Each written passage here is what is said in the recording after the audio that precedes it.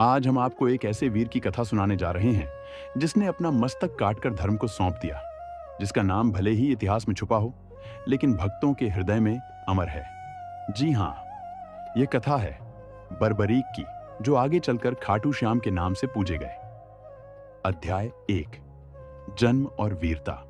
बर्बरीक का जन्म हुआ था महाबली घटोत्कच और मोरवी के पुत्र रूप में। उनकी नसों में भीम का बल था और दिल में भक्ति और दया। बचपन से ही वे युद्ध कला में पारंगत थे, परंतु उनके गुरु कोई साधारण नहीं थे। बर्बरीक ने शिक्षा पाई थी स्वयं भगवान शिव और मां काली से। शिवजी ने उन्हें 3 अद्वितीय बाण प्रदान किए, जिनके कारण उनका नाम पड़ा 3 बाणधारी। इन 3 बाणों की शक्ति इतनी थी कि पहला बाण जिसे नष्ट करना हो उस पर निशान लगाता, दूसरा बाण सबको समाप्त करता, तीसरा बाण जिसे छोड़ा गया वो वापस लौट आता, और साथ में उन्हें मिला था एक नीला घोड़ा जो उनकी पहचान बन गया। अध्याय 2, युद्ध की तैयारी। जब महाभारत का युद्ध शुरू होने वाला था तो बर्बरीक ने भी सोचा, मैं भी युद्ध देखूंगा और धर्म का साथ दूंगा। लेकिन बर्बरीक की एक प्रतिज्ञा थी, मैं हमेशा हारते पक्ष का साथ दूंगा, कभी विजयी पक्ष का नहीं। इस संकल्प के साथ वे निकले, 3 बाण, धनुष और नीले घोड़े के साथ कुरुक्षेत्र की ओर। अध्याय 3, श्री कृष्ण की परीक्षा। जब श्री कृष्ण को यह ज्ञात हुआ कि कोई वीर 3 बाण लेकर युद्ध भूमि की ओर आ रहा है, तो वे तुरंत उसके पास पहुंचे। कृष्ण ने साधारण ब्राह्मण का रूप लिया और बर्बरीक से पूछा, हे वीर, तुम किसका पक्ष लोगे?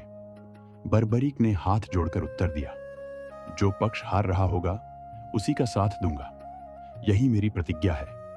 कृष्ण ने मुस्कुराते हुए कहा, तो बताओ, इन 3 बाणों से क्या कर सकते हो?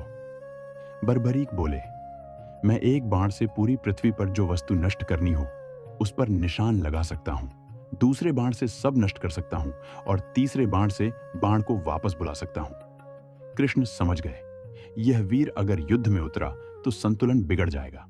जो पक्ष हारने लगेगा बर्बरीक उसकी ओर चला जाएगा, अंत में केवल यही बचा रहेगा और बाकी सब नष्ट। अध्याय 4, मांगा गया बलिदान। अब श्री कृष्ण ने ब्राह्मण रूप में ही बर्बरीक से कहा, यदि तुम सच्चे योद्धा हो तो हमें एक दान दो। बर्बरीक बोले, कौन सा दान? कृष्ण ने कहा, तुम्हारा शीश, तुम्हारा सिर। क्षण भर को बर्बरीक मौन हो गए, लेकिन फिर मुस्कुराए और बोले, यदि यही धर्म की रक्षा के लिए आवश्यक है तो मैं अपना शीश अर्पित करता हूं। भावनात्मक संगीत और शंख ध्वनि। फिर उसी घोड़े पर बैठे बैठे उन्होंने अपनी तलवार उठाई और अपना मस्तक काटकर श्री कृष्ण को सौंप दिया। अध्याय 5, बर्बरीक बना श्याम। श्री कृष्ण अत्यंत प्रसन्न हुए और बोले, हे वीर, आज से तुम महायोद्धाओं में सबसे श्रेष्ठ हो। तुम्हारा यह बलिदान अमर रहेगा और कलयुग में लोग तुम्हें मेरे श्याम के नाम से पूजेंगे। कृष्ण ने उस शीश को एक पहाड़ी पर रखा जहां से वह पूरा महाभारत युद्ध देख सका। युद्ध समाप्ति पर युधिष्ठिर ने प्रश्न किया, इस युद्ध की विजय का श्रेय किसे जाता है? सबने अलग अलग उत्तर दिए। किसी ने अर्जुन कहा, किसी ने भीम। तब श्री कृष्ण ने कहा, चलो, जिसने सब कुछ देखा है उसी से पूछते हैं।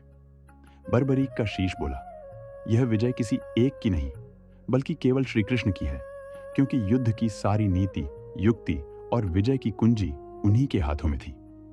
अध्याय 6, खाटू में प्रकट हुए श्याम। महाभारत युद्ध के बाद वर्षों बाद राजस्थान के खाटू नामक स्थान पर एक कुएं की खुदाई हो रही थी। वहां से एक दिव्य शीश प्राप्त हुआ।